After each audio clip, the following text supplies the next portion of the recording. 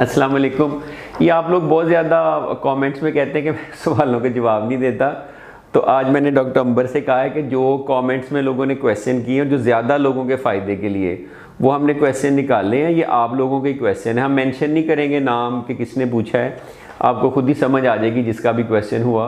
तो ये मुझसे एक एक करके क्वेश्चन पूछेंगे, जितने हमें रीसेंट कॉमेंट्स में से मिले हैं तो वो मैं आंसर करूँगा और फिर इस सीरीज़ को हम कंटिन्यू रखेंगे। उसमें हम ये करेंगे कि जैसे यहाँ से ऑनवर्ड जितनी भी वीडियोस होंगी उनके जो क्वेश्चन हमें अच्छे लगेंगे वो हम निकाल लिया करेंगे और फिर उनको 2 या 3 महीने बाद एक वीडियो बना के आंसर किया करेंगे।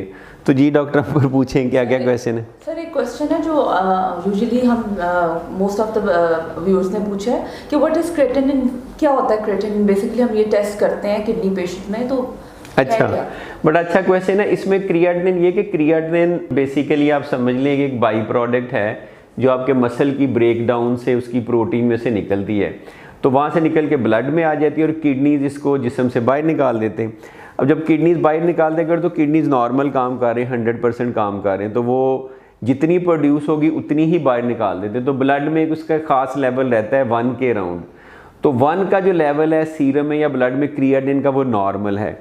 अब ऐसे होगा कि अगर किडनी सही तरह से काम नहीं कर रहे या कम काम कर रही है, उनका GFR कम है या कोई इशू है, तो वो उतनी ही क्रिएटिनिन पेशाब में, यूरिन में नहीं निकलेगी, तो वो खून में रह जाती है। तो जब आप ब्लड टेस्ट करवाते हैं तो उसमें आपकी क्रिएटिनिन का लेवल हाई आता है। तो जितना जितना क्रिएटिनिन का लेवल हाई है उतना उतना आपके गुर्दे कम काम करें, कम काम करेंगे तो वो गुर्दे निकाल नहीं सकते। तो ये डेली बनती है, आप जितनी प्रोटीन लेते हैं उसके एंड रिजल्ट में बनती है, आपके मसल ब्रेकडाउन से बनती है, ब्लड में आती है, किडनी निकालते हैं, किडनीज वीक होंगे तो निकलेगी नहीं। नॉर्मल लेवल 1 है, अगर आपकी 10 है तो आपको डायलिसिस की भी ज़रूरत पड़ सकती है। यही है बस। Harmful for the body. हाँ जी, जो जारी बात है, नॉर्मली अगर ज़्यादा क्रिएटिनिन अच्छी होती तो अल्लाह ताला ने ज़्यादा ब्लड में रखी होती, तो ये हार्मफुल है किडनीज़ के लिए, बॉडी के लिए, क्योंकि यही क्रिएटिनिन फिर खून के ज़रिए ब्रेन में भी जाएगी, दिल में भी जाएगी, सर्कुलेट करेगी, तो जहाँ जहाँ जाएगी वहाँ वहाँ इसके इफेक्ट होते हैं। ब्रेन में जाके इफेक्ट करेगी तो आपको वीकनेस, कमज़ोरी, ड्राउजीनेस और भूख नहीं लगती, और जो नींद ज़्यादा आती, इस तरह की सिम्टम होती हैं। हार्ट में जाएगी तो हार्ट को वीक करेगी। सर एक क्वेश्चन है कि यूजुअली पोस्ट ट्रांसप्लांट के बाद पेशेंट्स में वेट गेन होना शुरू हो जाता है, उसको कैसे मेंटेन करें। बड़ा अच्छा क्वेश्चन है। पोस्ट ट्रांसप्लांट कुछ दवाइयाँ ऐसी होती हैं, मेडिसिन, जिसमें स्टीरॉइड्स होते हैं, प्रेडनिसोन या डेल्टाकोटल। अब ये इससे भूख ज़्यादा लगती है और वेट गेन होता है। मैं मरीज़ों को ये कहता हूँ कि इससे भूख ज़रूर लगती है, लेकिन खाना हवा से उड़ के नहीं आपके मुंह में आ जाता, खाते तो आप खुद ही हैं। तो लोग 2 बड़ी मिस्टेक्स करते हैं, एक तो खाना ज़्यादा खाते हैं, भूख तो नहीं लगती है, दूसरा वो एक्टिविटी उनकी कम हो जाती है। तो वो समझते हैं कि पता नहीं ट्रांसप्लांट है तो अब वॉक नहीं कर सकते, रनिंग नहीं कर सकते, जॉगिंग नहीं कर सकते, वो सारा कुछ कर सकते हैं। पहला 1 या 2 महीना गुजारने के बाद they could do all kind of activities and exercise. तो अपने आप को एक्टिव रखें और खाएं कम, उससे उनका वेट कंट्रोल लेगा। और इवेंचुअली डॉक्टर से कहें कि उनका जो स्टीरॉइड है, प्रेडनिसोन या डेल्टाकोटल है, उसकी डोज को कम करते करते 5 मिलीग्राम पे ले आएँ, तो 5 मिलीग्राम पे फिर इतना इशू नहीं होना चाहिए वेट गेन में। हाँ जी सर, फिर एक सवाल ये है कि CKD जो क्रॉनिक किडनी डिजीज़ के पेशेंट्स में होम्योपैथिक मेडिसिन का कोई रोल है। लोगों का कॉन्सेप्ट होता है कि चले अगर इधर से नहीं कहीं ना कहीं से उनको अगर होम्योपैथिक में ट्रीटमेंट हो सकती है, इज इट पॉसिबल। हाँ, होम्योपैथिक वाले क्लेम करते हैं कि जी हमारे साइड इफ़ेक्ट्स कोई नहीं है, ठीक है, तो इस क्लेम में आ जाते हैं कुछ लोग डिनाइल में होते हैं, उनको लगता है कि डॉक्टर ने कहा डायलिसिस की ज़रूरत है, तो ये लोग कहते हैं कि हम ठीक कर देंगे। होम्योपैथिक में कोई ऐसी मेडिसिन नहीं है जो क्रॉनिक किडनी डिजीज़ को ठीक कर दे, जो गुर्दों की दायमी बीमारी को ठीक कर दे, तो इस ट्रैप में ना फंसे। होम्योपैथिक एक पूरी साइंस है, उसकी मेडिसिन इफ़ेक्टिव हैं। कोई जोड़ों का दर्द है, सर दर्द है, माइल्जियाज हैं, फ्लूज हैं, इस तरह की चीज़ों में। लेकिन जब गुर्दे अंदर से परमानेंटली ख़राब होकर श्रिंक हो जाते हैं तो पूरी दुनिया में कोई ऐसी मेडिसिन एग्जिस्ट नहीं करती जो उनको दोबारा से रिवाइव कर सके। तो क्रॉनिक किडनी डिजीज़ में इसका कोई रोल नहीं है। ठीक है सर, फिर एक और सवाल पूछा गया कि what is horse shoe kidney. अच्छा, अभी मेरे पास एक रिसेंटली पेशेंट भी आया था। नॉर्मली एक किडनीज इधर होता है, किधर होता है, बॉडी में 2, और नीचे आके वो दोनों मसाने में खुलते हैं। तो हॉर्स शू किडनी में जैसे ये 2 किडनी हैं तो वो नीचे से आपस में जुड़ जाते हैं, ऐसे मिल जाते हैं। तो इस तरह जैसे हॉर्स का एक शू होता है ना, जिस तरह आपने देखा होगा, जो उसके नीचे वो उसका जूता लगा रहे होते हैं, उस तरह की एक शेप बन जाती है। तो इससे इन्फेक्शन का चांस बढ़ता है और इससे किडनी स्टोन का चांस बढ़ता है। वैसे गुर्दा नॉर्मल काम कर रहा होता है। तो इन पेशेंट्स को केयरफुल होना चाहिए कि अपना वाटर इनटेक ज़्यादा करें, ज़्यादा वो खाने ना खाएं जिनसे पथरी बनती है, और डॉक्टर के साथ फॉलोअप करें। But most of the people could have a normal life span, कोई इशू नहीं होता। ये सिर्फ एक्सटर्नली फ्यूजन होती है या इंटरनली भी उनके? इंटरनली भी फ्यूजन होती है। सर एक और सवाल है कि डायलिसिस पेशेंट में एपिस्टैक्सिस नक्सीर का प्रॉब्लम हो जाता है पेशेंट्स को, तो उसकी क्या रीज़न है और फिर अगर ट्रीटमेंट वगैरह कुछ? डायलिसिस पेशेंट में थोड़ा सा रिस्क ज़्यादा हो सकता है, क्योंकि एक हार्ट डायलिसिस में उन्हें हेपरिन मिल रही होती है, दूसरा उनके प्लेटलेट्स की क्वालिटी इतनी अच्छी नहीं होती जिससे ब्लीडिंग रुकती है। एक खून के सेल्स हैं, एक रेड ब्लड सेल है, एक वाइट है, एक प्लेटलेट्स हैं। तो उनके प्लेटलेट्स नंबर में तो पूरे होते हैं, लेकिन उनकी क्वालिटी अच्छी नहीं होती। तो इन दोनों वजहों से उनमें फिर ब्लड प्रेशर भी जारी बात है, उनमें रिस्क ज़्यादा होता है। तो इन 2-3 वजहों से ज़्यादा होता है। अब वो कर क्या सकते हैं, अगर बार बार होता है तो हेपरिन की डोज कम कर सकते हैं, डायलिसिस फ्रीक्वेंटली करवा सकते हैं ताकि प्लेटलेट्स की क्वालिटी वगैरह ठीक रहे, और लोकल पैथोलॉजी भी रूल आउट करें कि ईएनटी वाले के पास है, ये ना हो कि अंदर कोई पॉलिप पड़ा हो या साइनसाइटिस हो या इन्फेक्शन हो, उसकी वजह से ना हो। सर एक और सवाल है कि जैसे कीटो डाइट का बड़ा ट्रेंड है, तो डायबिटीज़ में और जैसे गाउट पेशेंट्स में वो क्या कीटो डाइट को कर सकते हैं ऑप्ट? डायबिटीज़ में तो बहुत रोल है, अगर आप वो करते हैं तो आपकी डायबिटीज़ का कंट्रोल अच्छा हो सकता है, क्योंकि वेट लॉस होता है।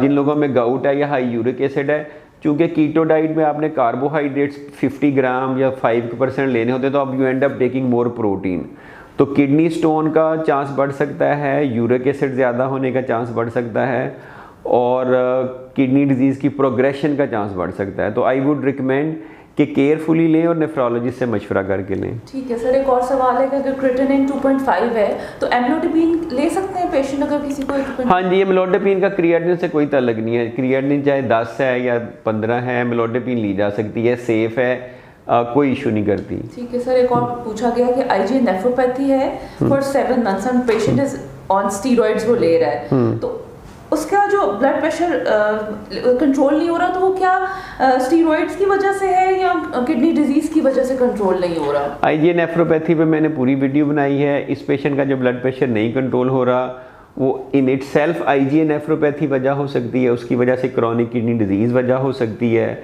नॉन कंप्लाइंस वजह हो सकती है कि वो ज़्यादा सॉल्ट लेता जा रहा है, और steroid obviously is a risk factor.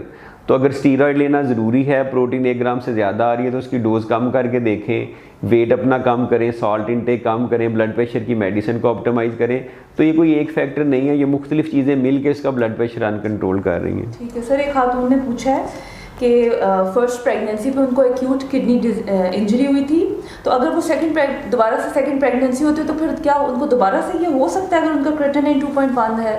हाँ जी, उनमें आम लोगों की से उनका रिस्क ज़्यादा है। एक उनकी ऑलरेडी क्रिएटिनिन अभी भी ज़्यादा है, तो she had chronic kidney disease, तो जब दोबारा प्रेगनेंसी में जाएंगी तो रिस्क ज़्यादा है। दूसरी बात है कि नेफ्रोलॉजिस्ट से मशवरा करें कि उनकी पहली वाली एक्यूट किडनी इंजरी की वजह क्या थी। अगर एक्यूट किडनी इंजरी की वजह पता हो तो इलाज किया जा सकता है। तीसरी बात यह कि जब आपकी क्रिएटिनिन 1.5 से ऊपर होती है तो प्रेगनेंसी वैसे ही रिकमेंडेड नहीं है, ज़्यादा कॉम्प्लिकेशन हो सकती हैं।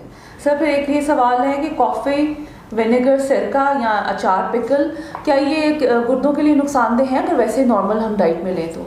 ओवरऑल तो नुकसानदेह नहीं है, लेकिन पिकल में, अचार में ये ख्याल रखना चाहिए कि उसमें बहुत ज़्यादा नमक तो नहीं है, क्योंकि अगर बहुत ज़्यादा नमक और नमकियात हैं तो ब्लड प्रेशर बढ़ सकता है।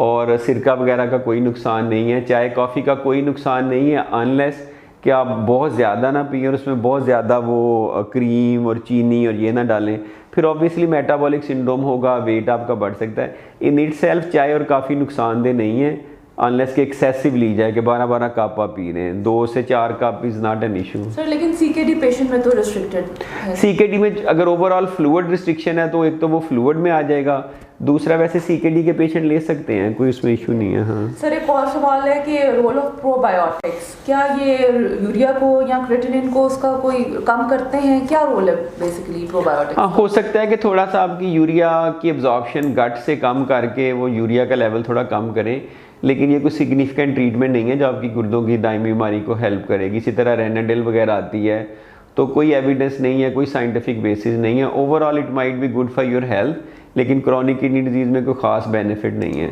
ठीक है सर। सर एक और सीकेडी क्रॉनिक किडनी डिजीज में रेट्रोपेरिटोनियल फाइब्रोसिस का क्या लिंक, इसका क्या है? हाँ, जो रेट्रोपेरिटोनियल फाइब्रोसिस है उसकी वजह से क्रॉनिक किडनी डिजीज हो सकती है, क्योंकि इसकी वजह से हाइड्रोनेफ्रोसिस हो जाता है। ये यूरेटर पे प्रेशर डाल के तो हाइड्रोनेफ्रोसिस करती है, गुर्दे ख़राब कर सकती है। कभी कभी इसमें स्टीरॉइड्स का बड़ा रोल है। मेरे पास एक पेशेंट आई थी, उसको बड़ा सिग्निफिकेंट था, तो हमने उसको प्रेडनिसोन दिया शॉर्ट पीरियड के लिए। उसका रेट्रोपेरिटोनियल फाइब्रोसिस बिल्कुल ठीक हो गया, किडनी भी ठीक हो गए, क्रियाटिनिन भी ठीक और ब्लड प्रेशर भी ठीक। तो इसकी ट्रीटमेंट मुमकिन है, under the care of A nephrologist करनी चाहिए। इसकी सर्जिकल ट्रीटमेंट्स की बहुत अच्छी ऑप्शन नहीं है, लेकिन कंप्लीट ऑब्स्ट्रक्शन यूरेटर की हो जाए तो कभी कभी स्टेंट्स वगैरह डालने पड़ते हैं।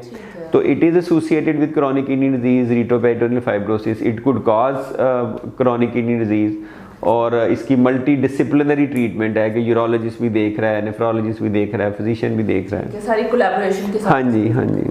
सर फिर एक सवाल है कि सॉफ्टवेस्ट और नॉर्वेस्ट में से बेटर ऑप्शन क्या है? दोनों ब्रांड्स हैं, दोनों अच्छी कंपनीज हैं, तो कोई फ़र्क नहीं है, दोनों अमलोडेपिन हैं। पाकिस्तान में मसला ये है कि एक एक दवाई के 20-20 ब्रांड्स हैं, अमेरिका वगैरह में एक ही होता है। तो दोनों आर इक्वली गुड, तो ब्रांड पे नहीं जाना चाहिए, जो अंदर सॉल्ट है बेसिकली उसकी वैल्यू है, वो अमलोडेपिन ही है। और सर ये यूजुअली डायलिसिस पेशेंट्स में कॉन्स्टिपेशन होती है, उसकी क्या ट्रीटमेंट की जाए? डायलिसिस पेशेंट में कॉन्स्टिपेशन के चांसेस बढ़ जाते हैं, क्योंकि उनकी डाइट रिस्ट्रिक्टेड होती है, फिर वो पानी कम लेते हैं, फिर उनकी इतनी एक्टिविटी नहीं होती। तो आई वुड से कि they have to be more active. Doctor के मशवरे से जितना पानी ले सकते उतना पानी लें, और फ्रूट्स वेजिटेबल जो वो खा सकते हैं जिनमें पोटेशियम वगैरह ज़्यादा नहीं, वो ज़्यादा लें। और अगर कोई लैक्सेटिव लेना पड़ता है या स्टूल सॉफ्टनर, तो वो लें अपने डॉक्टर के मशवरे से। ठीक है। और सर ये सीकेडी के पेशेंट्स में एंटी मलेरियल्स कौन कौन से आप रेकमेंड करते हैं, या वो नॉर्मल जो आम पेशेंट्स को तो वही रेकमेंड होते हैं? ये आम पेशेंट वाले सारे एंटी मलेरियल दिए जा सकते हैं। सिर्फ कुछ में ये देखना होता है कि किसी की कोई रीनल एक्सक्रीशन है तो उसकी डोज एडजस्टमेंट की तो ज़रूरत नहीं है, तो वो डॉक्टर थोड़ी सी उसकी डोज एडजस्ट कर सकता है। वैसे उसका कोई नुकसान नहीं है किडनी के पेशेंट्स में। और सर बस एक बहुत ज़्यादा फ्रीक्वेंट जैसे किडनी ट्रांसप्लांट के लिए भी पेशेंट्स आते हैं, वो पूछते हैं कि अगर हमने ट्रांसप्लांट कराना है तो पाकिस्तान बेहतर है या हम कहीं अब्रॉड जाएं, वहाँ बेटर ऑप्शन है? तो सर इस पर भी थोड़ा सा। ये आखिरी क्वेश्चन है? हाँ जी सर। मैंने कहा मेक श्योर कर लूँ, जो पाकिस्तान में ट्रांसप्लांट है बहुत अच्छा है, बाहर जाने की ज़रूरत नहीं है। बाहर जाने की सिर्फ कभी कभी रीज़न बनती है कि आपका फैमिली मेम्बर डोनर ना हो, तो आप कोई बाहर से अरेंज करके बाहर ले जाते हैं, तो वो फिर उनके रूल्स एंड रेगुलेशन और लॉज अप्लाई होते हैं। ओवरऑल पाकिस्तान में ट्रांसप्लांट जो लिविंग रिलेटेड ट्रांसप्लांट है वो बहुत अच्छा हो रहा है। जस्ट मेक श्योर करना है कि अच्छी टीम हो, अच्छा सर्जन हो, अच्छा नेफ्रोलॉजिस्ट हो, और पोस्ट ऑपरेटिव केयर बड़ी इंपॉर्टेंट है। That should be done by both urologist and nephrologist, specially जो ट्रांसप्लांट फिजिशियन है या नेफ्रोलॉजिस्ट है वो आपको करें। क्योंकि मैंने बड़ी दफ़ा देखा, आपने भी पेशेंट साथ देखे कि वो फॉलोअप करते रहते हैं सर्जन के साथ, और फिर रिजेक्शन हो जाती है, और फिर जब एक दफ़ा रिजेक्शन हो जाती है फिर ट्रीट करना बड़ा मुश्किल होता है। अमेरिका वगैरह, इंग्लैंड, बाहर सिर्फ ये फ़र्क है कि उनके ऑपरेशन थिएटर्स और हॉस्पिटल्स ओवरऑल केयर थोड़ी सी बेहतर है, लेकिन यहाँ पे भी अनरीज़नेबल नहीं है, क्योंकि मैंने वहाँ पे भी किए हैं, करवाए हैं, पता है, और यहाँ पे भी। तो ओवरऑल इट्स द सेम। बाहर आपकी कॉस्ट भी ज़्यादा आएगी, आपको ट्रैवल भी करना पड़ेगा, और इश्यूज़ भी अराइज हो सकते हैं। तो अगर आपके पास फैमिली मेम्बर डोनर है तो Pakistan is probably your best bet. Sir तो जैसे पेशेंट्स ये पूछते हैं कि फैमिली में नहीं है, अगर हम बाहर से करवाना चाहते हैं तो हमें आउट ऑफ फैमिली मिल जाएगा, तो इसमें कोई चेंजेस हैं हमारे मुल्क के लॉज में और बाहर के लॉज में? थोड़े से हमारे मुल्क के लॉ में कोई चेंज नहीं है। आपका फर्स्ट, सेकंड, थर्ड डिग्री आपका या इन लॉज की तरफ से रिलेटिव होना चाहिए। सिर्फ एक उन्होंने अभी होटा वालों ने अप्रूव किया है, वो किडनी स्वापिंग का। उस पर मैं इसके बाद एक और वीडियो बनाऊंगा कि आप किडनी एक्सचेंज कैसे कर सकते हैं किसी के साथ अगर ब्लड ग्रुप मैच नहीं करता, तो उस पर मैं एक सेपरेट वीडियो बनाऊंगा। अगर आपका रिलेटिव नहीं है जो मैच्ड है, तो पाकिस्तानी लॉ के मुताबिक फिर आपका ट्रांसप्लांट नहीं हो सकता। आप अगर करवाएंगे किसी का बाहर से लेके, तो वो इलीगल है, अनएथिकल है, अनप्रोफेशनल है, और जेल हो सकती है। ठीक है, हाँ जी सर। ठीक है, थैंक यू वेरी मच। तो उम्मीद है आपको इस तरह का ये वाला भी क्वेश्चन आंसर का भी ठीक लगी होगी वीडियो। तो अगर आप ये पसंद करते हैं तो कमेंट्स में बताएं, ताकि नेक्स्ट टाइम फिर आप जो जो क्वेश्चन करेंगे हम उनको एक्यूमुलेट करते रहेंगे, और 2 महीने के बाद एक और वीडियो इस तरह की बनाएंगे। Thank you very much. Thank you.